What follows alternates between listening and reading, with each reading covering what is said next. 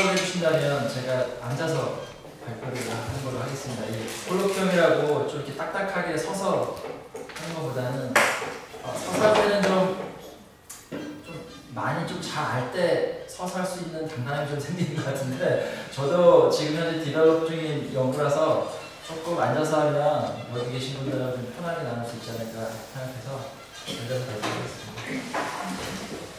그럼 혹시 뒤에 그 인터내셔널 학생들 한국말 이해하나요? 조금. 네. 네. 알겠습니다. 소개받은 성민이라고 합니다. 우선 이렇게 그 귀한 자리에 초대해 주신 이석구 교수님께 감사를 드리고, 오늘 또 굉장히 졸고인데 토론해 주실 신용 선생님께도 미리 감사의 말씀드립니다. 본격적으로 시작하기 전에 어제 이제 JTBC 뉴스에 송강호가 나와서 인터뷰를 했더라고요. 많은 분들 보셨을 것 같기도 하고 못 보셨던 분도 인터넷에 들어가면 다 나오긴 하는데, 아무튼 송강호가 자기 후배들한테 이랬대. 연기를 잘하려면 던져라. 그래서 오늘 발표하고 좀 발표를 제가 나름 준비하면서 생각이, 발표를 잘한다는 건 뭘까? 발표를 항상 잘하고 싶은데 강의도 잘 될 때가 있고 잘 안 될 때가 있거든요. 오늘은 뭔가 이렇게 제가 현재 서 있는 필드가 아닌 이제 다른 필드에서 제가 갖고 있는 여러 가지 아이디어를 나누는 자리이기 때문에 좀 더 조심스럽기도 하고 좀 더 잘 됐으면 바라는 마음이 있는데, 항상 어제 이제 툭 던져라는 얘기는 마음에 너무 많이 채워놓으면 그만큼 꺼내놓기가 어렵다. 저는 바로 그 얘기가 이제 오늘 전체적인 주제는 과학 레토릭이지만 조금 더 브라드하게 얘기하면은 레토릭이라는 것이 궁극적으로 얘기하는 게 가령 이제 커뮤니케이션 혹은 대화 상황에서 인비테이션이라고 생각하는데, 내가 많이 이제 담아두면 아마 모든 것을 다 꺼낸다는 욕심에 인비테이션, 즉 이제 토론하는 선생님이나 혹은 여기 이제 앉아 계신 대학생 여러분들께서 이렇게 피드백을 주시는데 좀 부담스러워 하실 수도 있겠다 싶어서, 아마 발표 과정이 모든 것을 다 커버하지 못할 것이고 또 빈 곳이 있을 텐데, 바로 그런 것으로 인해서 많은 질문이나 피드백을 주셨으면 좋겠습니다. 그런 취지에서 송강호 인터뷰를 좀 말씀을 드렸고요. 레토릭이라고 하면 저는 사실 제가 지난주에 이석구 교수님 잠깐 뵈면서 되게 이제 의아하다고 이제 말씀드렸던 것 중에 하나가 뭐냐면, 제가 미국에 이제 유학할 때 혹은 이제 유학하고 나서 한 번 또 갔던 학회가 Rhetoric Society of America라는 학회인데, 거기 가면 보통 이제 이른바 과로 따지면 두 과에서 옵니다. 한 과가 이제 커뮤니케이션 스타일리스트고 한 과가 영문학과. 네. 그래서 제가 이제 영문학은 한국에서 이제 공부할 때도 전혀 몰랐다기보다는 잘 몰랐고, 근데 이제 돌아와서 보니까 영문학에서 레토릭을 공부하시는 분들이 한국에서는 많지 않은 것 같은데, 굉장히 놀랐던 거는 연대 영문과에서 BK 사업으로 레토릭을 주제로 연구를 계속 수행하시고, 그게 이제가 시작한 게 아니라 어느 정도의 이제 시간을 많이 투자하시고 인프라도 많이 쌓아놓으신 것 같아서 굉장히 놀랐는데, 그러면서도 뭐 반드시 그래야 되는 건 아니지만 한국의 다른 이제 영문과에서는 레토릭 전공자가 별로 없다는 거. 그렇다면 뭐 사실 커뮤니케이션 전공에서 레토릭 전공자가 있으니까 그런 거 없거든요, 사실. 네. 왜 그럴까? 뭐 여러 가지 이유가 있을 것이고, 반드시 어떤 미국적인 학제 개편에 뭐 우리나라의 학제가 다 따라간다는 것도 아니지만, 중요한 학문의 한 분야라고 생각하고,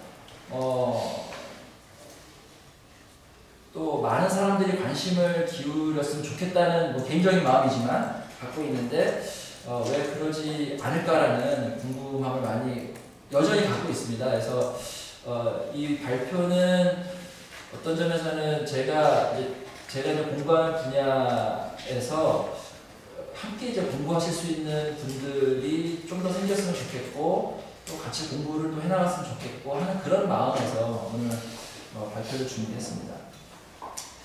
그 레토릭은 이제 데피니션은 굉장히 다양할 수 있는데 결국 말의 힘이라고 생각을 합니다.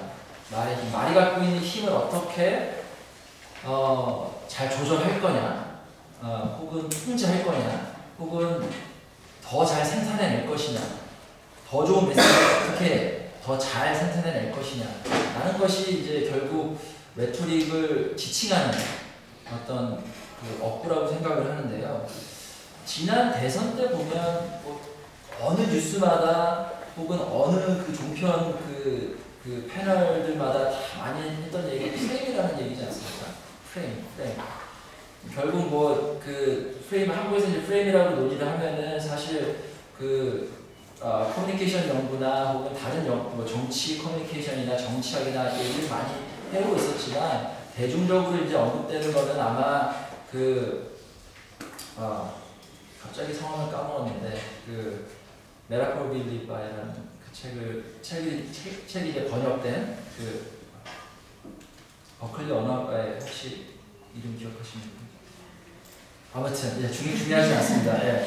이제 그분이 이제 그분의 책이 이제 번역이 되면서 이제 프레임이라는 용어가 굉장히 많이 쓰였는데 결국 그 프레임이라는 말의 힘, 그래서 프레임이 만들어내는 파급력이 어떤 것이냐, 어떤 후보가 커다란 지지율을 얻기도 하고 지지율이 갑자기 빠지기도 하는 그런 말의 힘을 가리키는 용어가 또 다른 용어가 이제 프레임이라고 생각을 하는데 저는 결국 그거 역시도 느슨하지만 결국에는 레토릭의 한 중요한 관심이 만들어지고 있는 건 아닌가라는 생각을 합니다.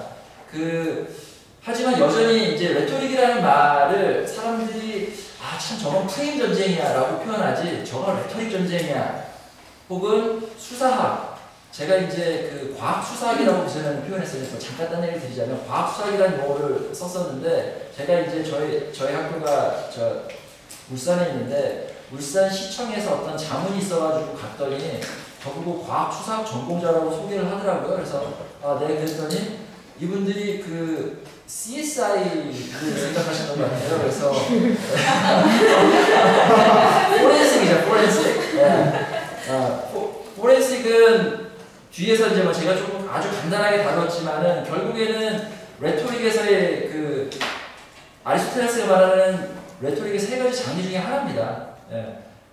과거에 대한 어떤 검식을 하는 것을 포렌식이라고 하기 때문에 결국 그게 이제 현대적으로 감식반이라는 것으로 번역이 됐는데 아무튼 근데 아무튼 프레임 전쟁이라는 표현을 하지 레토릭 전쟁이라는 말은 하진 않는데 왜 그럴까? 그게 미국이든 영국이든 어디든 우리도 그렇고 레토릭 혹은 수사학이라고 하면 굉장히 리얼리티하고는 배치가 되거나 혹은 허위나 거짓이라고 이해가 되는 혹은 정의가 되는 경우가 굉장히 빈번합니다. 사실 빈번하다기보다는 거의 그런 용도로 쓰이는 게 바로 레토릭입니다.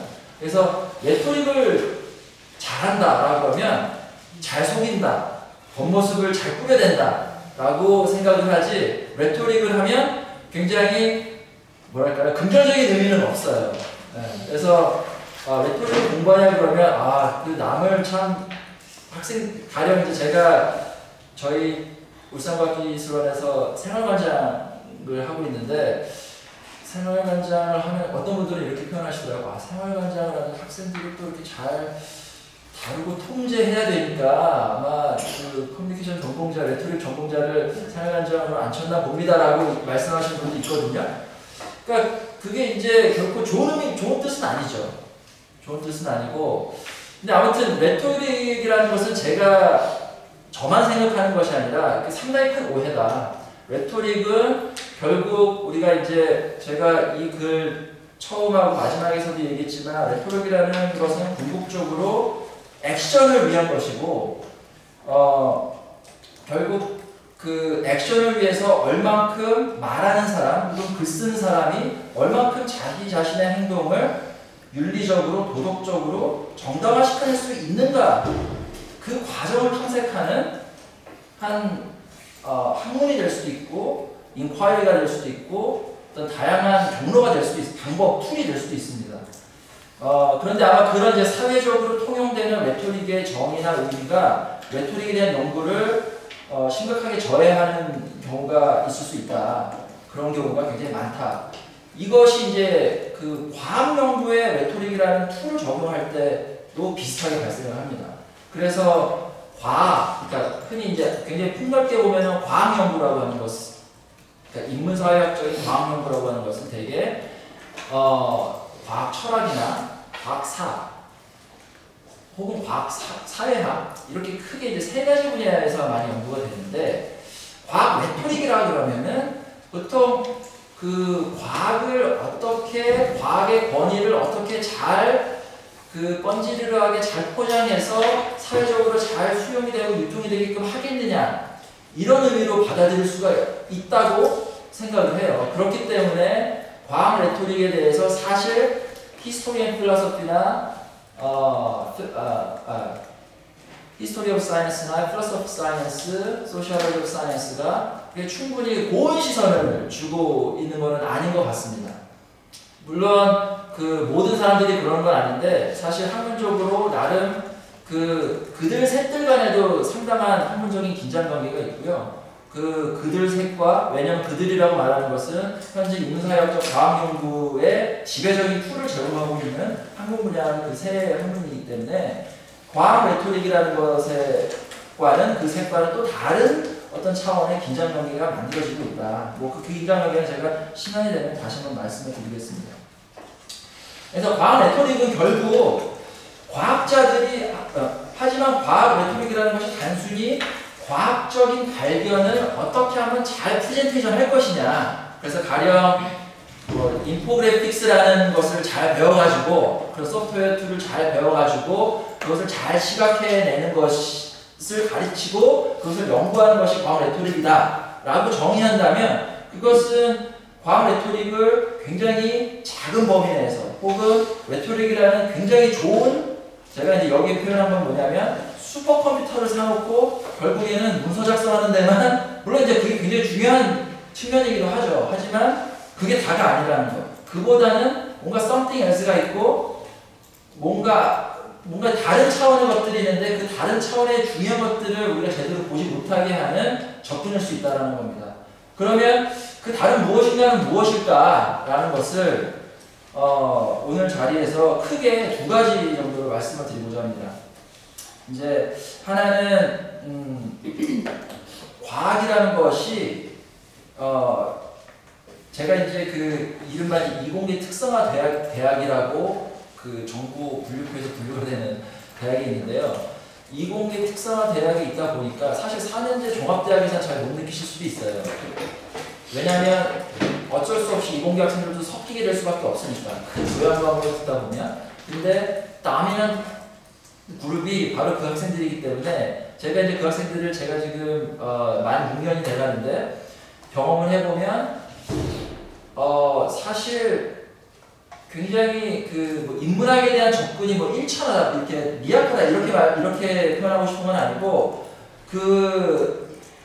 일단 그 과학이라는 것이 굉장히 사회와 여전히 고립되어 있다라고 생각을 해요. 그래서 그게 이 학생들의 생활 패턴하고도 연관이 될 수도 있는데, 이공계 학생들이 이런 편견을 갖고 있기도 합니다. 자기 자신들에 대해서. 뭐냐면 자기들은 말을 잘 못한다, 자기들은 사회성이 떨어진다, 그리고 자기들은 집에 안 가야 된다, 그래서 건물 밖에서 안 나오고 그 시켜먹는 음식이 굉장히, 그 비율이 굉장히 높아요. 그래서 배달 음식의 비율이 굉장히 높습니다. 네, 건물 밖으로 안 나와야 된다, 랩에서 똘똘 뭉쳐서 랩 식구라는 표현을 쓰거든요. 저도 한국에서 대학원 석사를 해봤습니다만, 누구 방 식구들이라고 표현하잖아요. 지금도 그럽니까? 네, 그런 것처럼 식구라는 표현을 써요. 랩 식구들. 그래서 위계구조가 만들어내고 그게 반드시 좋은 의미만은 아니거든요. 위계구조를 만들어내고 그 위계구조 때문에 서로 뭐 억압도 하고 착취도 하고 뭐 그런 사건 중에 하나가 황우석 사건이 났을 때 그때 이제 랩원들 간에 혹은 황우석 교수와 그런 랩원들 간의 어떤 그런 굉장히 복합적인 관계들, 권력 관계들에 대해서도 우리가 여러 기사를 통해서도 접근을 했기 때문에 아무튼 그런 편견을 가지고 있는데 그런 편견, 즉 과학은 사회와 떨어져 있다, 사회와 고립되어 있다, 혹은 고립될 필요가 있다라고 생각을 하고 있는데 그런 생각은 서로에게 결코 도움이 못 된다. 과학자들에게도 도움이 안 되고 그 과학의 내용을 뭐 전달받거나 혹은 그것이 충분히 의미 있는 것으로 받아들여야 할 그룹조차도 그것을 충분히 효과적으로 받아들이지 못하게 하는 장애물이 될 수도 있다는 겁니다. 근데 이제 그 전에 근본적으로 뭐냐면은 과학자들의 인식 자체에도 문제가 있습니다. 네.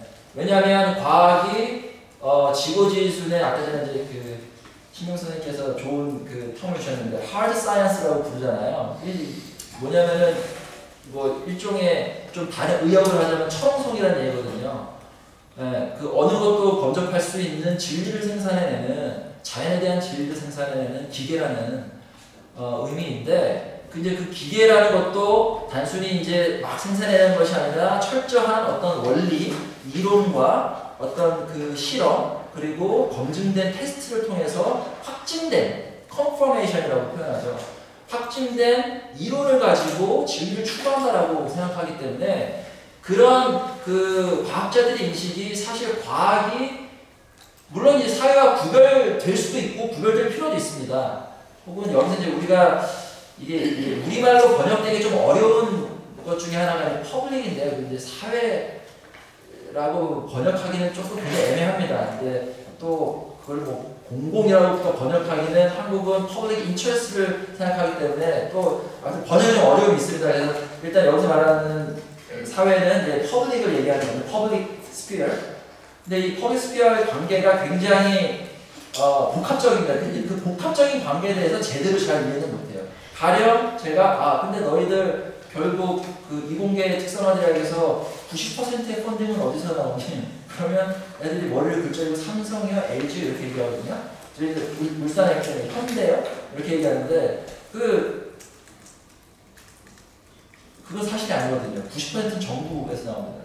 정부. 그러니까 작은 정부란 단 한 번도 있어본 적이 없어요. 사실 대학을 운영하는 데 있어서 그 사립대인 연세대조차도 그 대학 지원금의 비율이 굉장히 높습니다. 제가 뭐 정확히 몇 퍼센트인지 모르겠지만. 근데 아무튼 간에 그런 것처럼 과학자들이 퍼블릭 스피어와 연관되는 그 복잡한 방식에 대해서 제대로 이해할 때 과학자들도 성공할 수 있고 그것을 받아들이는 공공도 뭔가 그것을 좀 더 의미 있는 사회적 자원으로 만들어낼 수 있다라는 겁니다.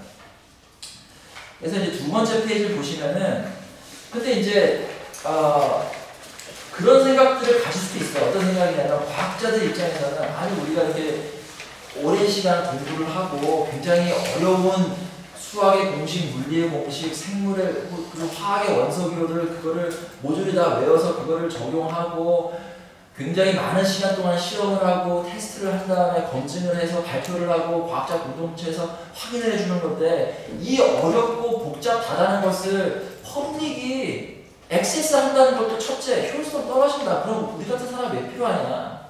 정치인을 뽑는 것처럼 전문가인 우리들을 신뢰하고 믿을 필요가 있다라고도 얘기를 하고요. 둘째는 아까 전에도 얘기했던 결국에는 우리가 생각하는 진리 그것이 다 합의된 진리인데 그것을 문제 삼는 것은 너희들이라고 이제 표현하는 건 제가 편의상 표현하는 건데요.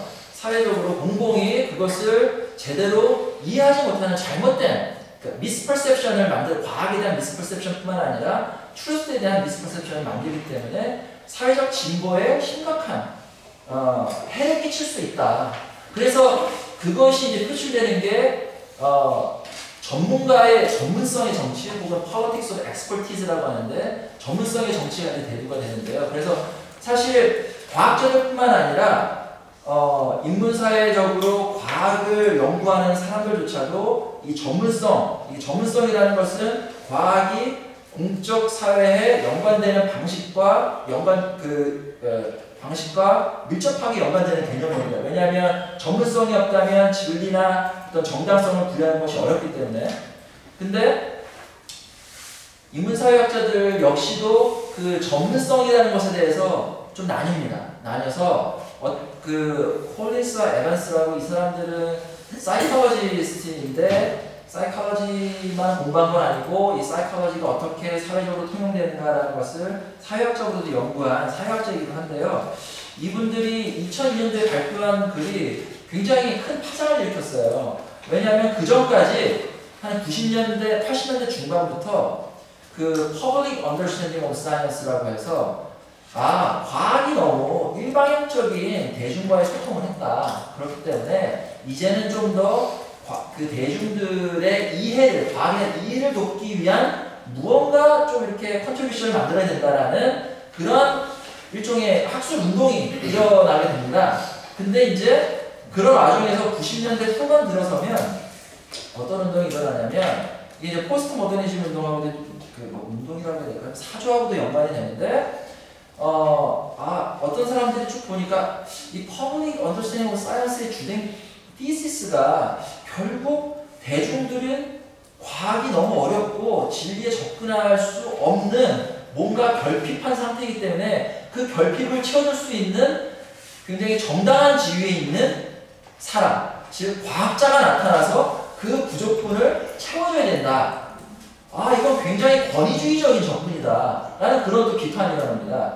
그 비판을 일컬어서 Public Engagement with Science라고, 그래서 과학에 있어서 과학의 공적 사용 혹은 과학에 대한 공적 접근에 대해서 굉장히 더 이른바 시민 참여적인 무언가를 만들어내는 것이 훨씬 더 탈권위적인 과학에 대한 접근보다 개방된 과학에 대한 접근을 만들 수 있다. 이런 운동까지 만들어내요. 근데 이제 콜린스와 에반스라는 사람이 2002년도에 어떤 얘기를 하냐면, 자기들이 아무리 생각해봐도 과학자들의 전문성이라는 것을 부정하고는 과학 공동체나 혹은 결국 굉장히 난해한 문제들, 과학적 문제, 공학적 문제, 의학적 문제들을 풀어나가는데 도저히 어렵다는 거죠. 그래서 결국 과학자들이 풀어나갈 그런 영역들을 존중해주고 인정해주는 것이 필요하지 않느냐. 근데 이제 그것이 이제 Social Studies of Science라는 저널에 이제 퍼블릭이 됐는데, 지금 하버드에 있는 과학 사학자라고 해야 될까요? 예. 셀리아 제세노프라는 사람이 아주 흥미있는 반격을 합니다. 이분은 이제 원래는 법학자예요. 이제 법학자이기 때문에 사회 제도의 문제에 관심이 많은 분이라서 과학이 하나의 제도로서 어떤 기능을 하느냐에 관심이 많으세요. 그래서 이분이 보시기에는 무슨 소리를 하는 거냐. 지금은 전문가를 어떻게 민주적으로 잘 활용할 것이 사회적으로 큰 논쟁거리인데 그 민주적 활용을 위해서 보다 퍼블릭의 액세스를 넓힐 수 있는 기회를 줘야 되는데 전문가들의 영역을 보존해줘야 된다? 이것은 다시 Public Understanding of Science, 그것을 이제 결핍 모델이라고 합니다. 결핍 모델로 회귀하자는 것밖에 안 된다. 그러니까 결국에는 퍼블릭과 과학의 관계를 어떻게 보느냐도 사실 굉장히 논쟁거리입니다. 아직까지도 논쟁거리이고, 하지만 여전히 그 논쟁거리라는 것은 뭐냐면은 과학이라는 것이 결국에는 공적인 지위를 가질 수밖에 없다는 것을 다시 한번 입증해주는 사례라는 거죠. 그렇다면 과학이 공적 지위와 역할을 갖는다는 건 도대체 뭘 의미하냐? 이제 이게 중요한 거죠. 왜냐하면 과학자들은 종종 이런 오해를 합니다. 어떤 오해냐면 자기가 만들어내는 이론, 그리고 그 이론이 사회 정책에 활용되는 경우가 많습니다.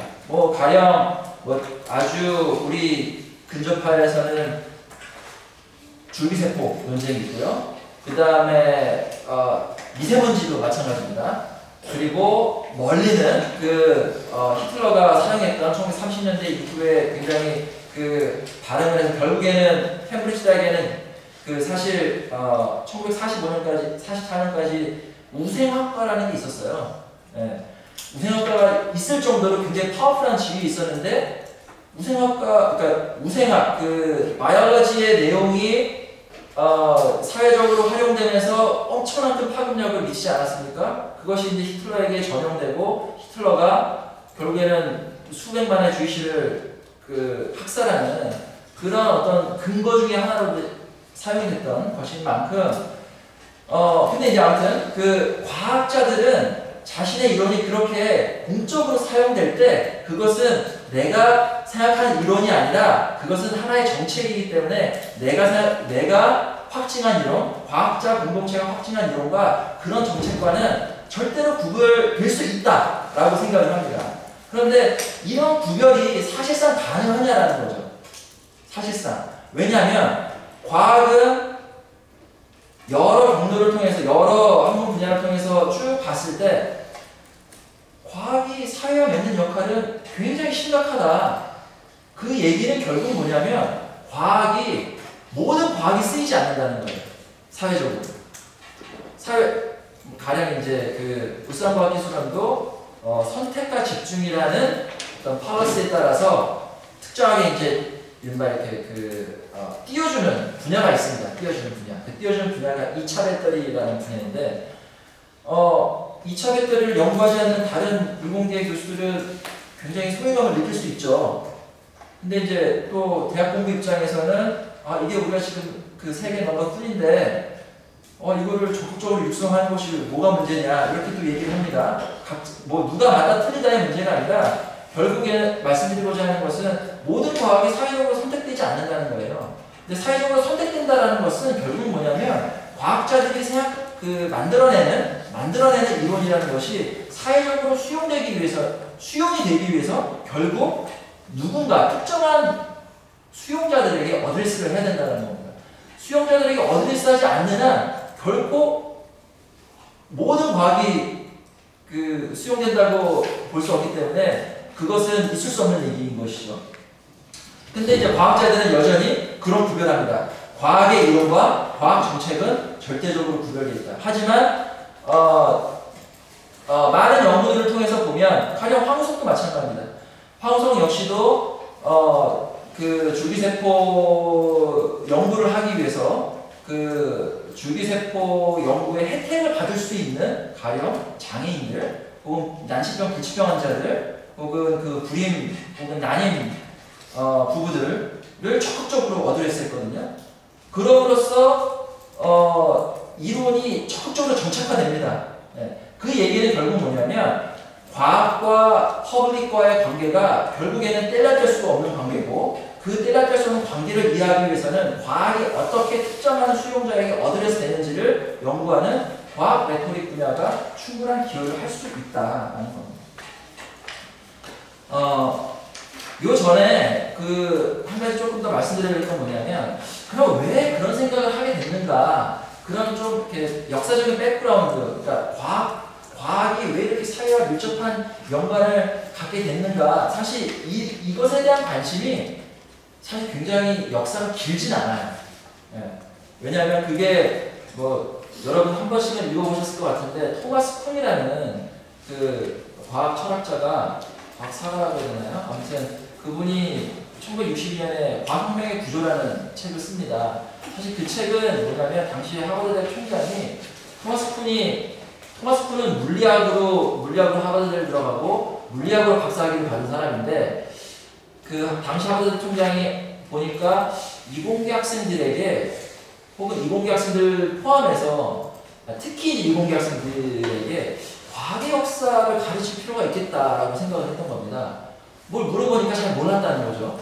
그래서 토마스 쿤에게 그러면 학생들에게 강의를 할 수 있는 기회를 너한테 줄 테니까 책을 한번 써보고 그걸 통해서 강의를 한번 해봐라. 그렇게 쓴 게 물론 이제 익스텐디드 버전이 나온 게 이제 그 책인 것이고 아무튼 그렇게 해서 나온 책이 토마스 쿤의 과학혁명의 구조입니다. 과학혁명의 구조에서 얘기하는 게 결국에는 과학자라는 것이 이게 자기 자신의 신념에 따라서 서로 뭉치기도 하고 서로 그 전에 그 숭상하던 어떤 이론 틀을 혁명적으로 버려버리고 다른 이론을 혁명적으로 채택하기도 하는구나. 바로 그 1962년이 중요한 그 분기점이라고 할 수 있거든요. 사실 그 전에는 뭐 이제 과학 철학적으로 보면은 뭐 논리 실증주의와 뭐 논리 경험주의 논제 뭐 등등해서 굉장히 많았지만 사실 과학 자체의 지위가 사회적으로 연관이 돼 있고 그것이 사회적으로 이해될 때 충분히 더 잘 이해될 수 있다라고 하는 생각이 토마스 쿤 이전에는 분명하게 드러나는 적은 거의 없다라고 할 수 있습니다. 바로 그 토마스 쿤의 이후 그 모든 그 과학에 대한 인문사회적 연구가 반응하기 시작했고 바로 그러한 영향이 적용이 된 것이 Public Understanding of Science고 Public Engagement with Science고 또 Rhetoric of Science라고 할 수가 있습니다. 그래서 3페이지 보면 제가 이제 그 이제 전문성이라는 것을 어떻게 볼 수 있겠느냐라는 것을 이제 간단하게 이제 그림으로 나타냈고요.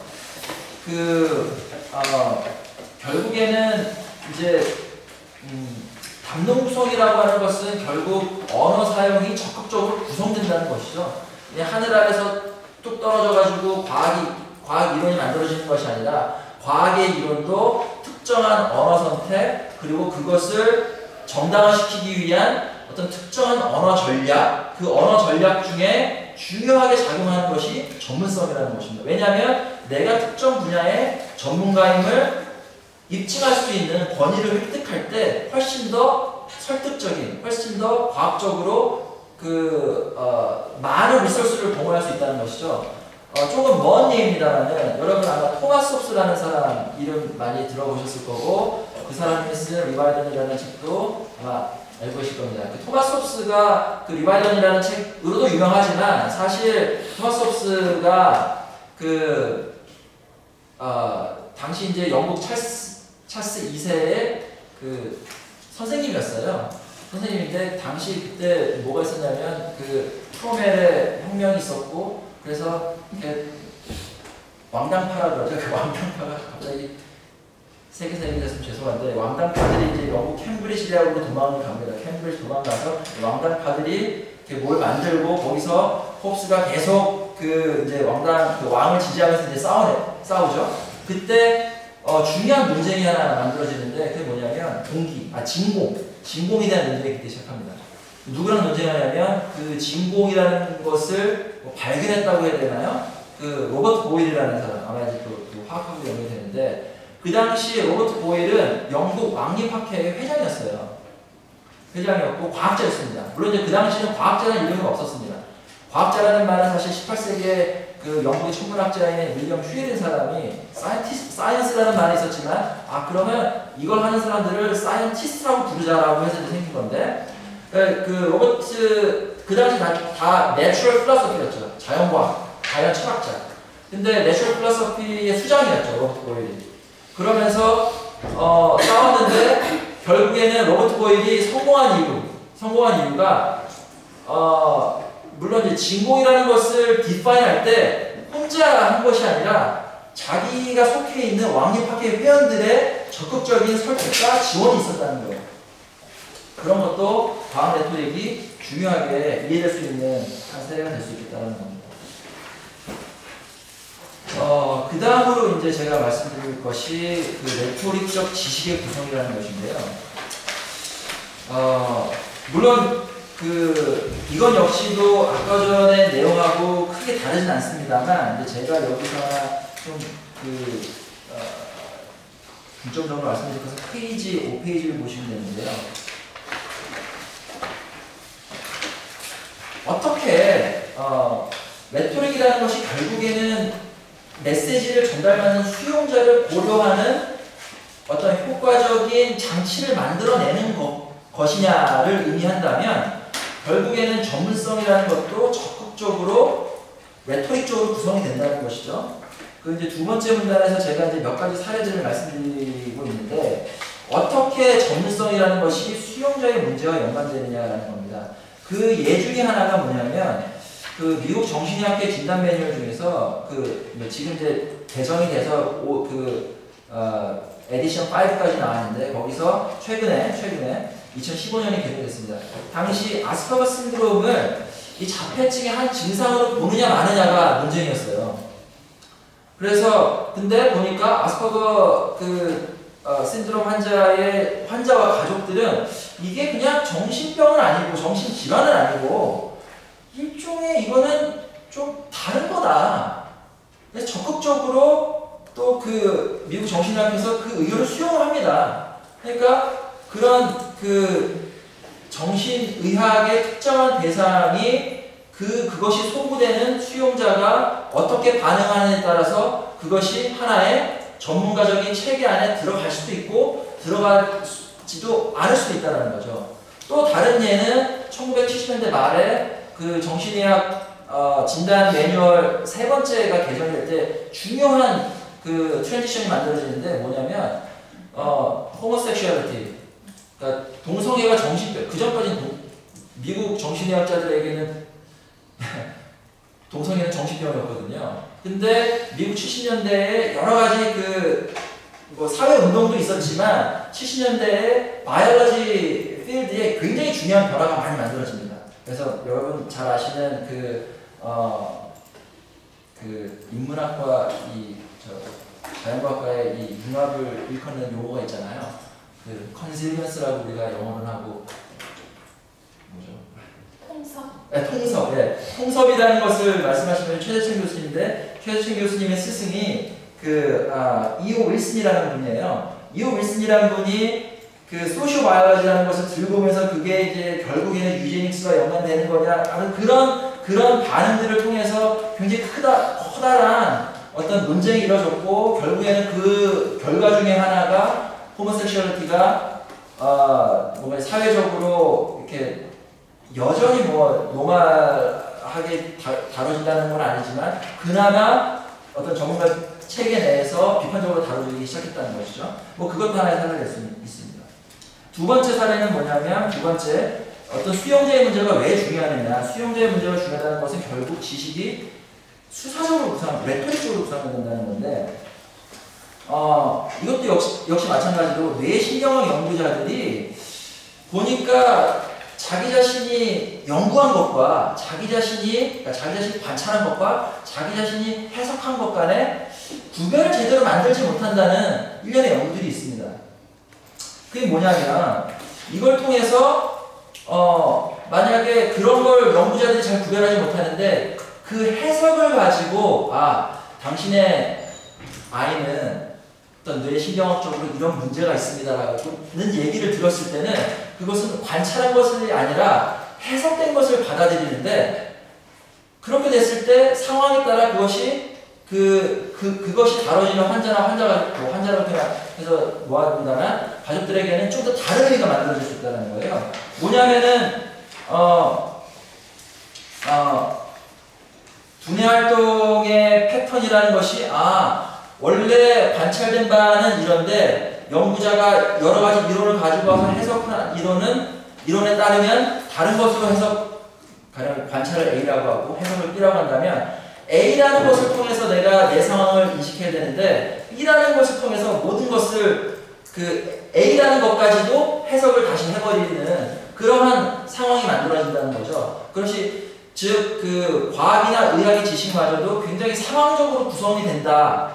그 상황적으로 구성이 된다는 결국 지식의 구성 역시 굉장히 레토릭적으로 이해될 때 훨씬 더 효과적으로 이해될 수 있겠다는 겁니다. 그 다음에 이제 청소년의 정신 이상에 대한 제가 한국의 한 연구를 가지고 왔는데 이건 역시도 뭐냐면은 두뇌 외적인 요소를 가지고 두뇌 내적인 문제를 파악하거든요. 그래서 청소년들이 어떤 관계에 따라서 특히 이제 굉장히 젠더된 두뇌에 대한 인식이 있는데 일련의 연구자들 한 연구자들만 그러는 게 아니라 일련의 연구자들이 그러니까 여자 청소년들하고 남자 청소년들하고 사회적 관계가 다르기 때문에 다른 두뇌 구조를 갖는다라고 생각을 해요. 그 스테이먼트 자체도 관계가 다르기 때문에 뇌 구조가 달라진다는 그게 여러 가지로 따져보면 결국에 진화심리학적인 요소도 있긴 하지만 그 얘기는 너무 넘어가는 거고 앞서가는 거고 말씀드리고자 하는 것은 결국에는 사회적 관계에 따라서 우리가 예상할 수 있는 것이 uncertain한 것임에도 불구하고 그 사회적 관계라는 것을 통해서 두뇌의 패턴을 해석해버리고 마는 그런 오류를 만들 수 있는데, 과학 레토릭이라는 것이 결국 수사적으로 지식이 구성된다는 것을 좀 더 분석적으로 엄밀하게 얘기해 줄 수 있음으로써 뭔가 그런 연구들이 훨씬 더 그 분야 안에서도 엄밀하고 그것이 전달되는 타겟 수용자나 혹은 전체 사회성원들에게 훨씬 더 의미 있는 것으로 받아들일 수 있겠다라는 것을 말씀드리고 싶었습니다. 마지막으로 이제 제 연구인데요. 지금 뭐 시간이 많이 지났고 그래서 이거는 현재 이제 진행 중인 것이고 뭐 한 1분 정도만 말씀드리면은 울산의 반부대암벽화라고 선사시대 유물이 있습니다. 근데 이제 이게 1965년도, 1971년도에 발견이 됐어요. 근데 발견 당시 고 미술사학자가 아주 우연하게 발견합니다. 어떤 그 불교 사찰을 찾다가 그 암벽화를 동네 주민이 이런 것도 있대요 해서 가서 보니까 굉장히 오래된 것이다 발견하는데 1965년에 댐이 건설이 돼요. 그 부분에. 그러면서 여름철에는 물이 차고 겨울철에는 이제 물이 빠지면서 이게 이제 침식 현상이 일어난다. 그러다가 1995년도에 국보로 지정이 됩니다. 근데 2001년까지는 어떠한 보존에 관한 논쟁도 전혀 이루어지지도 않아요. 그러다가 2001년에 당시 김대중 대통령이 울산을 방문합니다. 그리고 그 IMF 이후에 지역 문화를 적극적으로 관광장으로 브랜딩화하는 사업들이 시작을 해요. 그러면서 이런 선사시대의 유물을 어떻게 보존될 필요가 있고 그 보존 상태는 어떤 것이고 이런 것에 대한 과학자, 공학자들 간의 논쟁이 쭉 아직까지도 진행이 되고 있습니다. 그래서 그것에 대한 논쟁을 제가 레토릭의 몇 가지 컨셉을 가지고 한번 적용해보고 이것을 한번 살펴보면 좋겠다라고 현재 진행 중인 것이고, 뭐 기본적으로 과학 레토릭이라는 것을 소개하는 목적이 제 오늘 발표의 목적인 만큼 이런 것들을 염두에 두시고 나중에 이제 시간이 되실 때 나머지 부분들을 읽어보시면은 그래도 조금 이해되지 않을까 생각을 합니다. 제 발표는 여기서 마치겠습니다.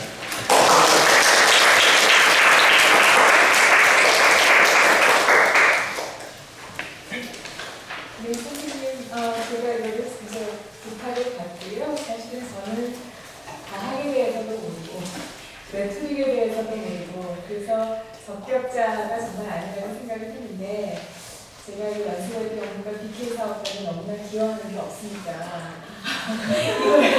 이거 가지고 시키면 좋겠다 그런 메시지를 제가 그냥 알아서 깨갱하고 하겠습니다. 이렇게 해서 토론을 맡고 나서 그 원고를 수요일에 청구에서 강의를 와서 봤는데 보면서 이런 토론을 맡지 않는 입장에서 읽으면 얼마나 재미있고 고통이 없었을까 그렇게 생각을 하고 읽었어요. 그래서 뭐 저도 잘 모르지만은 그냥 몇 가지 키워드를 찾아보니까 이제 사이언스 레토릭이라는 분야도 있고 또 많은 분들이 레토릭 오브 사이언스 또 사이언스 오브 레토릭이라고 하는 것 자체의 학문의 어떤 정당성이랄지 그래서 이제 정말 성민규 선생님께서 이 레토릭 오브 사이언스와 사이언스 오브 레토릭이 만나는 그런 글을 써주셨구나 그런 생각을 하고 읽었습니다. 그래서 굉장히 개인적으로 감사드리고 제가 토론자라고 하지만 사실은 토론이라기보다는 과학에 대한 지식이 전혀 없고 레토릭에 대한 기술적인 이해도 없고 그런 사람으로서 학생들을 대변해서 학생들이 가질 법한 질문 아마도 저보다 훨씬 더 좋은 질문들을 할 거라고 생각했는데요. 그래서 그런 질문을 그냥 드리려고 합니다. 그 첫 번째 이제 제가 생각했던 거는 제가 전공이 8세기만 19세기의 낭만주의 시대라고 하는 시대인데 그때 시민들이 계속해서 이 사이언스가 새로운 디스코스로 이렇게 자리를 잡으니까 위기의식을 느껴가지고 계속해서 문학이 과학과 얼마나 다른가 그런 얘기를 굉장히 많이 하더라고요. 근데 제가 이 선생님 글을 보고 또 너무 모르면 안 되니까 그 알란 누어스라는 그런 분이 쓰시는 과학의 레토릭, 수사 그런 번역대 우리나라에 번역되어 있는데 그런 거를 잠깐 이렇게 시간이 많지 않아서 많이 보지 않았는데 문학 텍스트와 과학 텍스트가 모두 특권적인 위치를 차지하고 있다라고 하는 거를 말씀하시면서 이제 그분이 말하자면 그 점에서 문학 텍스트와 과학 텍스트의 특권적 위치를 어떤 면에서 탈신비화 시키시는 그런 작업을 했다고 생각을 했는데 그런 생각을 해보니까 사실은 낭만주의자들이 싫어했던 것처럼 둘이 다른 게 아니라 굉장히 비슷하구나. 문학 텍스트하고 과학 텍스트가 굉장히 비슷하고 이 두 텍스트가 모두 레토릭에서 벗어나 있는 게 아니라는 이제 그런 그런 건가 이렇게 생각했는데 진 선생님께서 그거를 확인해 주신 것 같고요. 그래서 아까 선생님도 말씀을 하셨지만 진리가 언어를 매개로 해서 전달이 된다면 과학 텍스트의 수사학도 수사학인가 지금 이거는 로스라는 분의 문장을 제가 인용하는 건데 과학 텍스트를 이렇게 말씀하신 것 같아요. 제 이해가 틀렸을지도 모르겠는데 코트입니다. 언제나 설득을 위한 수단이며 과학자한테 어떤 특정 과학이 옳다는 신념을 주는 방식이라고 그렇게 말씀을 하신 것 같아요. 근데 이제 또 다른 어떤 논문에서 우리가 수사라고 하는 건 아까 말씀하신 대로 말의 힘으로 설득을 하는 건데 이 수사를 구사하는 쪽이나 아니면 이제 그걸 듣는 쪽이나 충돌이 아마 두 가지가 있다고 말씀을 하시는 것 같은데 하나는 이해하고자 하는 충돌 또는 나의 설득을 이해시키고자 하는 충돌과 나의 설득을 성취하고자 하는 충돌. 그러니까 뭐 제 식으로 풀어 말하면 이해하고자 하는 욕구와 설득당하고자 하는 욕구가 조금 다르게 있다 이런 생각을 했는데 그래서 제가 우선 과학 텍스트가 수사학이라고 하는 거에서 크게 벗어나지 과학 수사학과 분리될 수 없다면 과학 텍스트라고 하는 것이 과연 이해를 구하기 위한 수사인가 아니면 설득을 하기 위한 수사인가 아니면 이 둘이 같이 갈 수밖에 없는가 우리가 문학 텍스트를 이해하는 행위와 평가하는 행위가 때로는 구분할 수 없는 것처럼 그 둘이 같이 갈 수밖에 없는가 이게 이제 좀 기본적으로 제가 잘 몰라서 드린 질문이고요.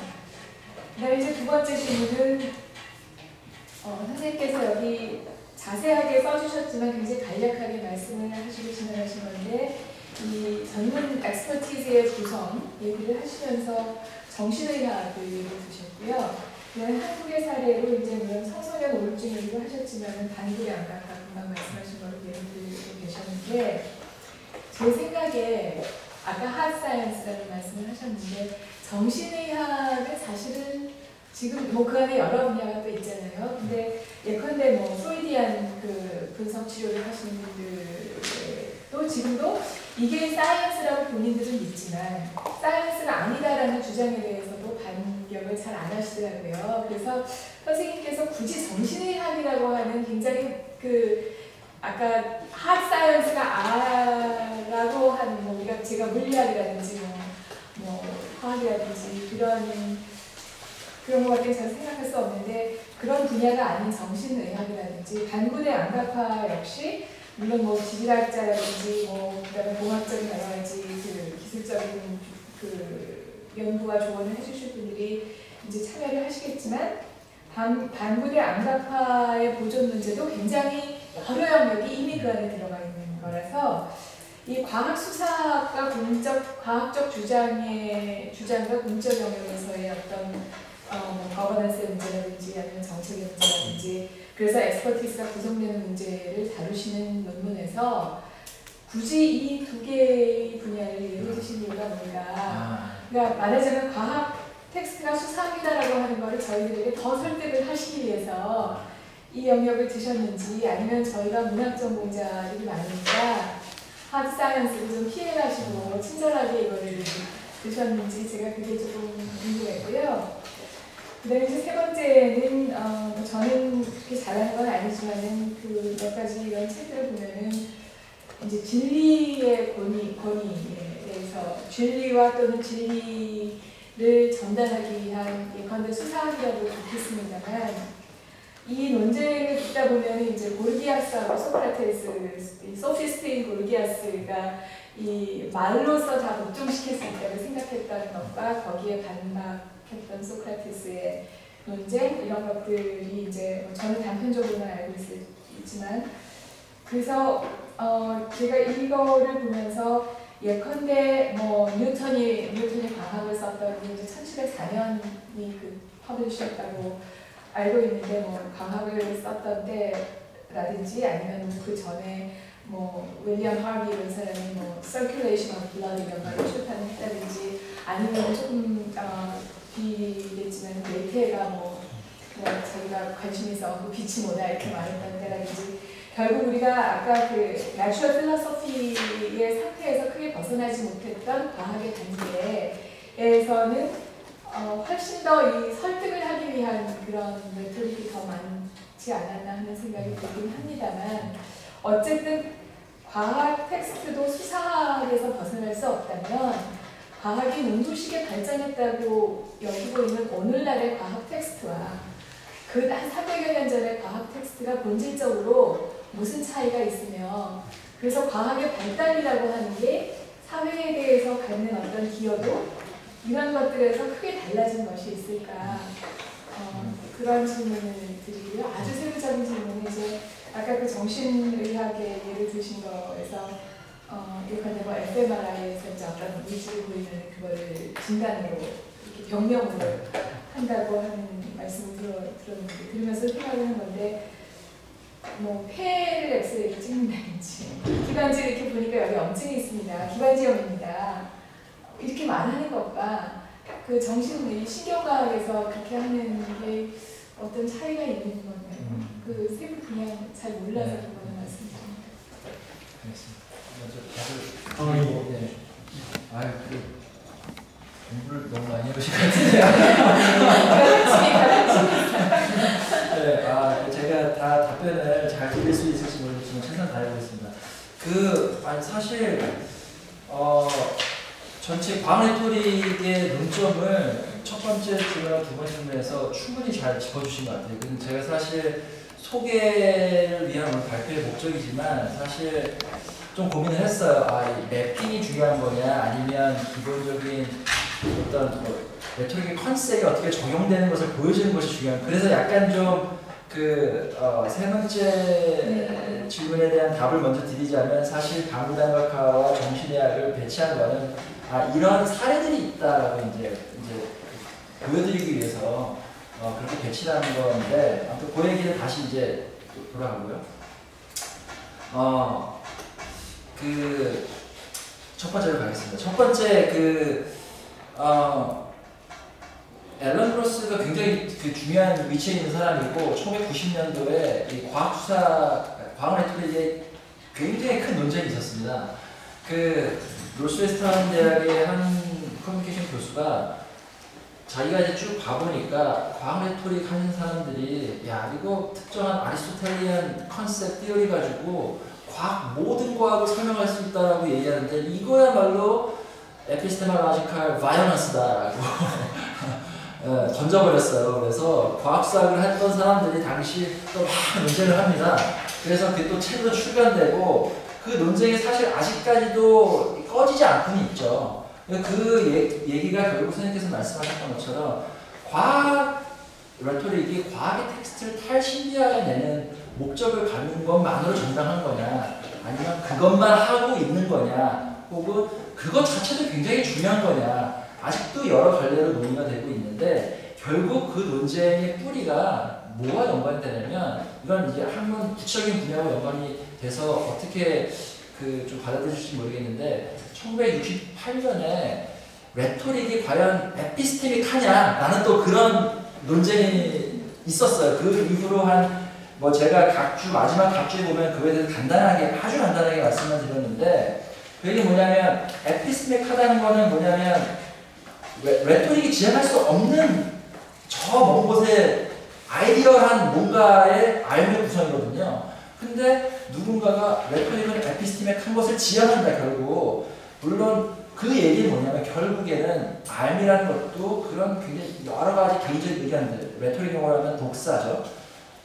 알미 여러 가지 의견들을 가지고 구성되는 그런 구성주의적인 측면에서 접근을 한다면 레토릭 역시도 지식의 구성에 일조하고 일조해야 된다는 논쟁이 있었고 그 논쟁이 68년부터 계속 시작해서 그 처음 말한 로버트 스캇이라는 사람이 뭐 그 논쟁 10년에서 또 논문을 발표했는데 또 그 논문 가지고 또 논쟁이 일어나고 결국에는 이제 그 논쟁이 꺼지지 않고 과학 레토릭 하는 사람들이 뭐냐면은 과학 레토릭 하는 이유가 단순히 과학 텍스트를 해체하고 탈신비화내고 그 권력을 해체하는 목적도 있지만 결국 레토릭이 사회의 어떤 civic education, 궁극적으로 civic education에 기여하기 위해서 과학을 어떻게 활용할 수 있는 거가 연관된다면 알의 문제와 뗄래야 뗄 수가 없기 때문에 결국에는 그 알을 지향하는 것이다라고 또 그런 문제를 가지고 이제 90년대에 벌어지죠. 그래서 이해를 위한 거냐 설득을 위한 거냐 이것이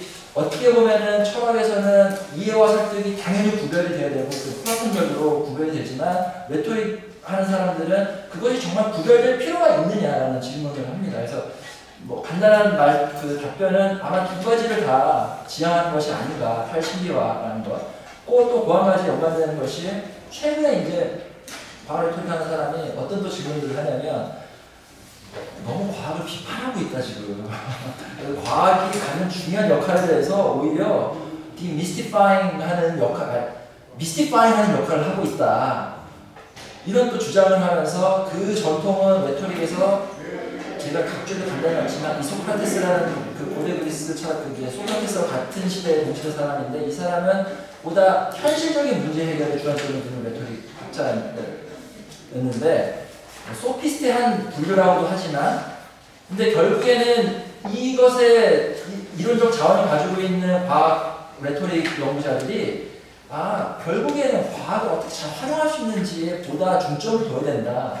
근데 또 거기서 또 문제가 있어요. 그러면 비평의 지위가 실존이 된다. 그 비평은 왜 필요한 거냐. 그래서 굉장히 재밌습니다. 이제 그런 논쟁들이 쭉 이어져 오고 있다라는 말씀을 또 드리고요. 그래서 또 그다음에 두 번째는 제가 이제 제가 사실 정말 관심 있는 분야는 제 주된 분야는 정신의학의 분야입니다. 그래서 그 제가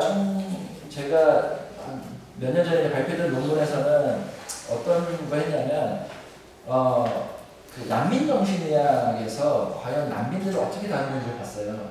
그래서 난민 정신의학이 난민들의 심리적, 정신적 문제를 다룸에 있어서 굉장히 그 난민들의 사회적 지위와 관계에 따라서 난민들의 정신 질환을 해석해내고 있다. 즉 쉽게 얘기하면 외적인 요소를 가지고 정신적 문제를 파악하려고 하는 시도를 하고 있다라고 하는 그 주된 그 리딩 스칼라 중에 한 분이 연대의료원에 계신 분인데, 그래서 제가 이제 그 정신의학의 여러 문헌들과 그 내적 구조들을 이제 밝혀내는 연구를 했습니다. 근데 사실 방구단각하는 왜 방구단각하냐? 사실 제가 이제 굉장히 어렵더라고요. 공학적 게다가 뭐 수리학의 이 그 건설과 또 그 건축과 시빌 엔지니어링하고 또 이게 구별되는 대척점도 있고 사실 이거는 제가 그 지역에 있기 때문에 어떤 로컬 커뮤니티입니다.